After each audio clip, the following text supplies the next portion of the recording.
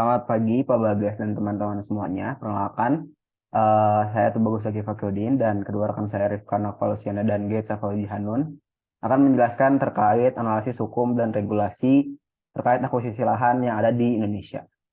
Boleh, next.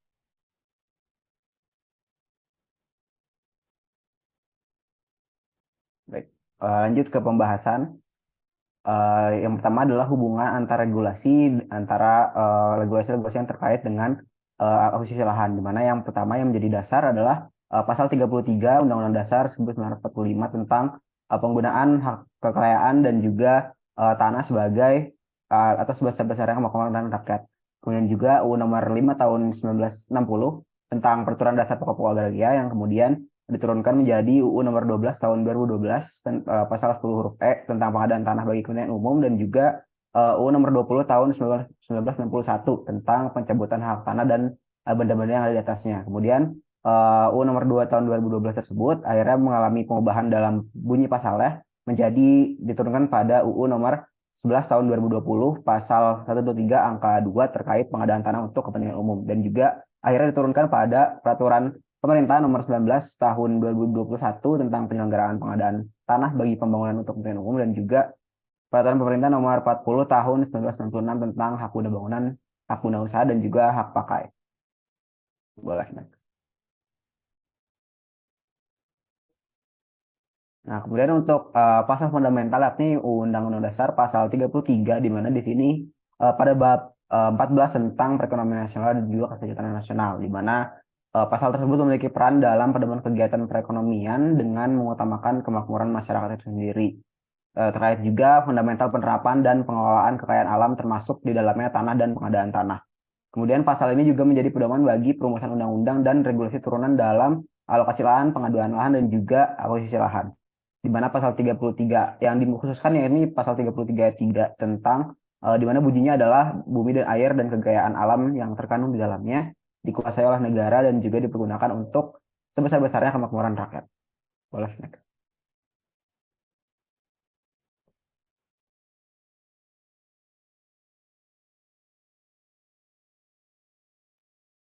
Baik, selanjutnya akan saya lanjutkan, Gaisa 1542026. Di sini ada UU Nomor 5 Tahun 1960 tentang Undang-Undang Dasar Pokok Agraria atau UUPA. Nah, di sini kenapa UUPA ini diperlukan? Itu turunan dari pasal 33 dari UUD tadi yang telah dijelaskan oleh rekan saya sebelumnya, diperlukan hukum agraria nasional yang berdasar atas hukum adat tentang tanah yang sederhana, memberikan kemungkinan akan tercapainya fungsi bumi, air, dan juga ruang angkasa. Sehingga di dalam UU Nomor 5 Tahun 1960 ini intinya adalah bagaimana hukum agraria ini dapat dijabarkan secara lebih rinci lagi dibandingkan dengan pasal 33 UUD 1945 yang telah dijelaskan sebelumnya. Selanjutnya juga untuk mewujudkan penjelmaan dari nilai-nilai Pancasila, sehingga kesejahteraan dalam UUPA ini dapat terrealisasikan gitu dalam UU Nomor 5 Tahun 1960 ini. Dan selanjutnya ada pelaksanaan dari Dekret Presiden tanggal 5 Juli tahun 1959 dan juga yang telah dijelaskan sebelumnya ini adalah turunan dari pasal 33 Undang-Undang Dasar dan Manifesto Politik Republik Indonesia. Sehingga sebenarnya UU Nomor 5 Tahun 1960 ini memang mengingat dan juga menimbang dari pasal 33 UUD dan juga Dekret Presiden tanggal 5 Juli 1959. Kemudian untuk beberapa pasal dalam UU Nomor 5 Tahun 1960 yang berkaitan dengan akuisisi lahan itu sendiri, ada pertama itu ada pasal 20. Pasal 20 ini menilik lebih lanjut mengenai hak milik, di mana hak milik itu adalah hak turun-temurun terkuat dan terpenuh yang dapat dipunyai orang atas tanah dengan mengingat ketentuan dalam pasal 6, di mana pasal 6 ini adalah ketentuan-ketentuan atas hak atas tanah itu sendiri. Nah, pasal 24 itu adalah berisi tentang penggunaan tanah milik oleh bukan pemiliknya itu dibatasi dan diatur oleh peraturan perundangan, sehingga hak milik yang telah disebutkan di pasal 20 ini dibatasi penggunaannya di pasal 24. Nah, selanjutnya juga hak milik ini demikian peralihannya atau hapusnya dan juga pembebanannya itu harus didaftarkan menurut ketentuan yang dimaksud dalam pasal 19 yang berisi tata cara pendaftaran hak tanah. Sehingga hak milik ini tidak semerta-merta bisa beralih begitu saja karena akan ada ketentuan-ketentuan tertentu dan juga hal-hal yang harus dipenuhi mengenai peralihan atau hapusnya hak milik ini yang dijelaskan lebih lanjut dan lebih rincinya lagi di pasal 19 UU nomor 5 tahun 1960. Yang terakhir itu ada pasal nomor 18. Pasal 18 ini mengatakan hak-hak atas tanah itu dapat dicabut dengan memberi ganti rugi yang layak dan sesuai dengan undang-undang. Jadi hal-hal yang telah dijelaskan di pasal 24 mengenai penggunaan tanah itu dibatasi, kemudian juga di pasal 23 ayat 1 mengenai tanah itu juga peralihannya dan juga hapusnya itu harus menurut ketentuan, itu sebenarnya nantinya akan diberi ganti rugi yang layak dan juga sesuai dengan undang-undang atas pencabutan atas tanahnya itu. Jadi sebenarnya untuk akuisisi lahan ini sendiri, hak atas tanahnya termasuk hak milik itu sebenarnya bisa dicabut oleh negara menggunakan ketentuan dari undang-undang yang berlaku.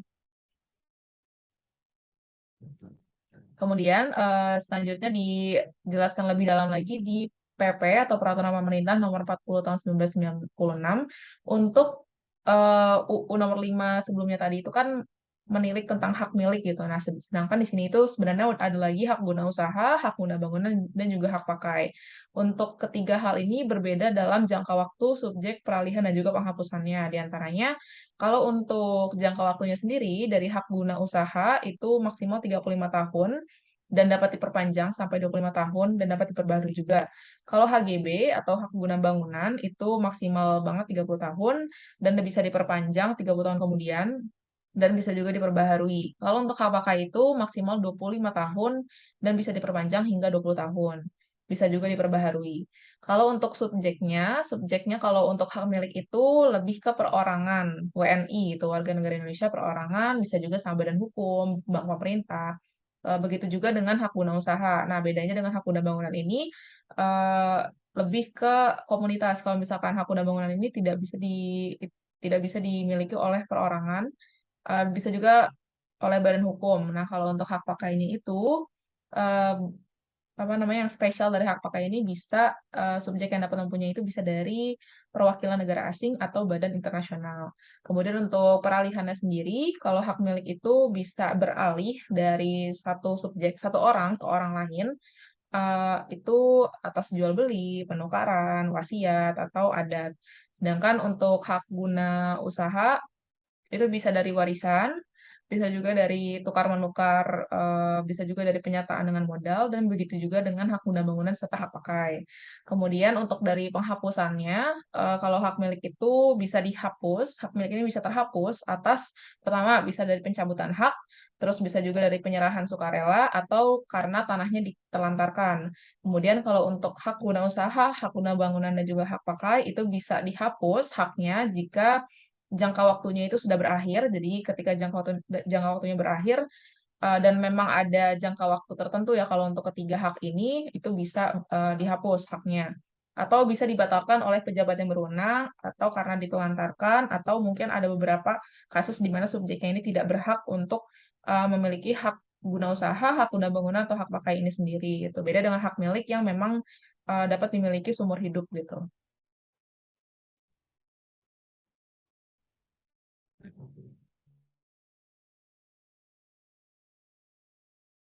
Baik, selanjutnya yakni terkait dengan UU nomor 2 tahun 2012 di mana UU ini menjelaskan tentang pengadaan tanah bagi pembangunan untuk kepentingan umum atau biasa disebut UU ini adalah UU PTUP di mana alasan diperlukannya perlunya pengaturan terkait pengadaan tanah untuk pembangunan itu sendiri ataupun PTUP di mana sebelumnya PTUP sendiri diatur dari banyak regulasi-regulasi di atasnya seperti tadi yang sudah disebutkan Peraturan Menteri Dalam Negeri nomor 15 tahun 1975, kemudian keputusan Presiden nomor 55 tahun 1993, Peraturan Presiden nomor 36 tahun 2005, serta Peraturan Presiden nomor 65 tahun 2006, di mana hal tersebut merupakan realisasi dari amanat pasal 6, 27, 34, dan 40 UU Pokok Agraria dan amanat UU dari nomor 39 tahun 99 tentang HAM itu sendiri.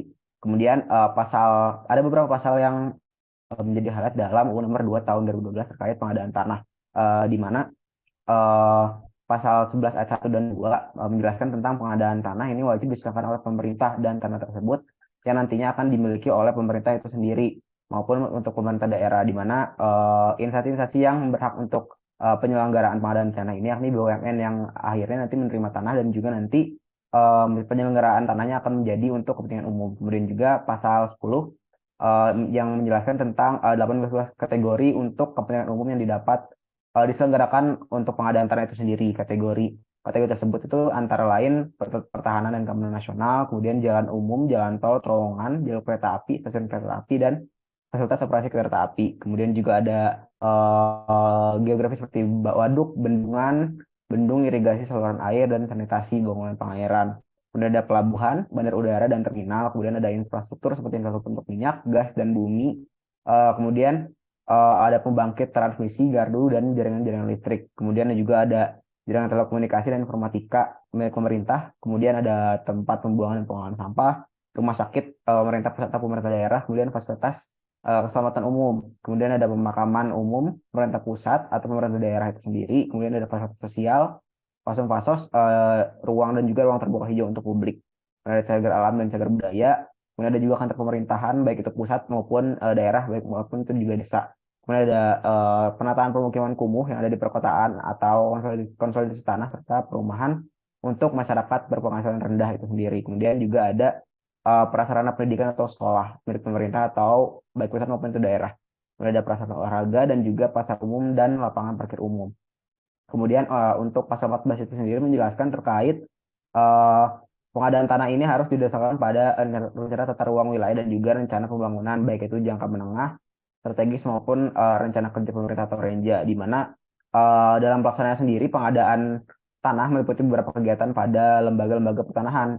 Yang pertama seperti inventarisasi serta identifikasi hal terkait penguasaan kepemilikan, kemudian juga terkait penggunaan dan juga pemanfaatan tanah bagi lembaga-lembaga yang menjalankan itu sendiri. Kemudian juga ada penilaian ganti kerugian, musyawarah penetapan ganti kerugian, pemberi ganti kerugian, dan pelepasan tanah instansi. Di mana ganti kerugian sendiri itu dimaksud dengan uh, apa ya, pewujudan dan pembelian melalui uang dan tanah pengganti seperti pemukiman kembali ataupun kepemilikan saham ataupun bentuk lain sesuai dengan kesepakatan pihak yang menyelenggarakan pengadaan tanah itu sendiri. Boleh next.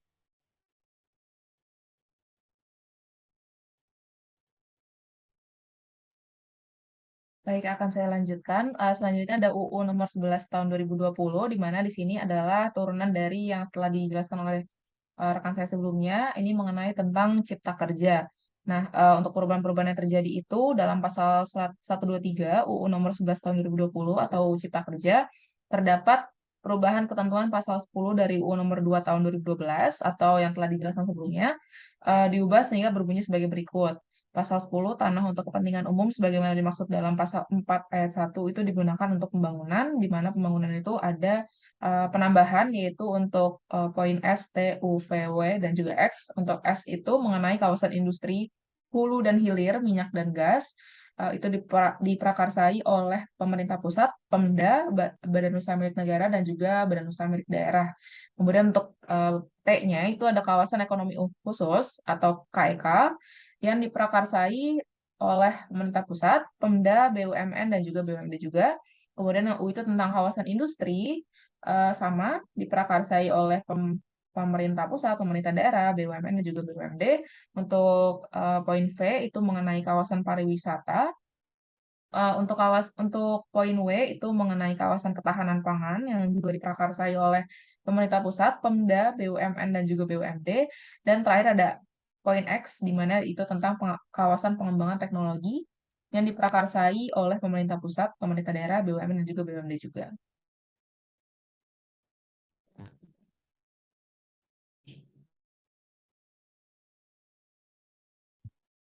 Oke, baik. Selanjutnya akan dijelaskan oleh saya Rifka 154-2013. Di sini saya akan menjelaskan mengenai Peraturan Pemerintah Nomor 19 Tahun 2021.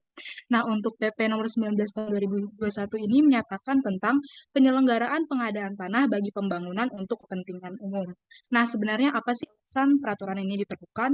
Jadi, peraturan ini tuh diperlukan karena adanya peraturan pemerintah tentang penyelenggaraan untuk kepentingan umum untuk melaksanakan ketentuan pasal L23, pasal 173, dan pasal 185 huruf B Undang-Undang Nomor 11 Tahun 2020 tentang Cipta Kerja.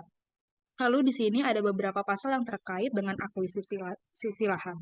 Yang pertama ini ada pasal 1, merupakan pengadaan tanah, merupakan kegiatan menyediakan tanah dengan cara memberi ganti rugi yang layak dan adil. Sedangkan seperti yang dimaksud kepentingan umum itu adalah kepentingan bangsa, negara, dan masyarakat yang harus diwujudkan oleh pemerintah pusat atau pemerintah daerah dan digunakan untuk sebesar-besarnya untuk kemakmuran rakyat. Selanjutnya ada pasal 4 ayat 1, menyatakan bahwa setiap instansi yang memerlukan tanah bagi pembangunan untuk kepentingan umum membuat rencana pengadaan tanah yang didasarkan pada A. Rencana tata ruang, dan B. Prioritas pembangunan yang tercantum dalam 1. Rencana pembangunan jangka menengah, 2. Rencana strategis, 3. Rencana kerja pemerintah atau instansi yang memerlukan tanah. Boleh di next?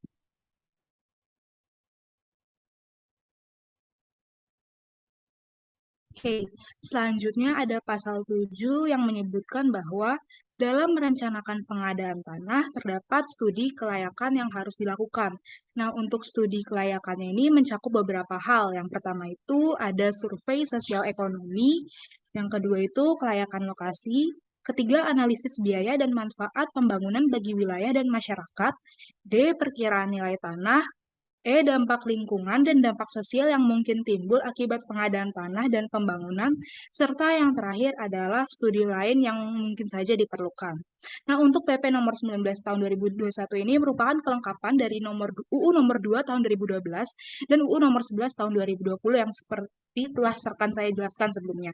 Jadi, untuk pasal 2 dijelaskan bahwa tanah untuk kepentingan umum digunakan untuk pembangunan melalui hal-hal berikut. Yang pertama itu pertahanan dan keamanan nasional, kedua jalan umum, jalan tol, terowongan, jalur kereta api, stasiun kereta api dan fasilitas operasi kereta api, kemudian waduk, bendungan, bendung irigasi, saluran air dan sanitasi dan bangunan pengairan lainnya. Selanjutnya ada pelabuhan, bandar udara dan terminal, kemudian infrastruktur, minyak, gas dan panas bumi, kemudian pembangkit, transmisi, gardu, jaringan dan atau distribusi tenaga listrik. Selanjutnya ada jaringan telekomunikasi dan informatika pemerintah. Kemudian ada tempat pembuangan dan pengelolaan sampah. Selanjutnya ada rumah sakit. Kemudian ada fasilitas keselamatan umum. Kemudian ada permakaman umum. Lalu ada fasilitas sosial, fasilitas umum dan ruang terbuka hijau publik. Kemudian ada juga cagar alam dan cagar budaya. Selanjutnya ada kantor pemerintah pusat, pemerintah daerah atau desa. Kemudian penataan permukiman kumuh perkotaan dan atau konsolidasi tanah serta perumahan untuk masyarakat berpenghasilan rendah. Selanjutnya ada sarana pendidikan atau sekolah.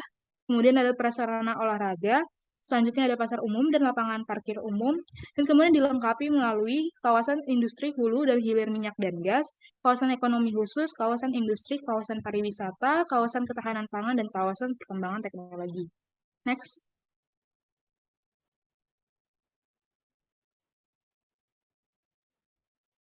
Selanjutnya terdapat juga UU nomor 20 tahun 1961 yang membahas mengenai pencabutan hak-hak tanah dan benda-benda yang ada di atasnya.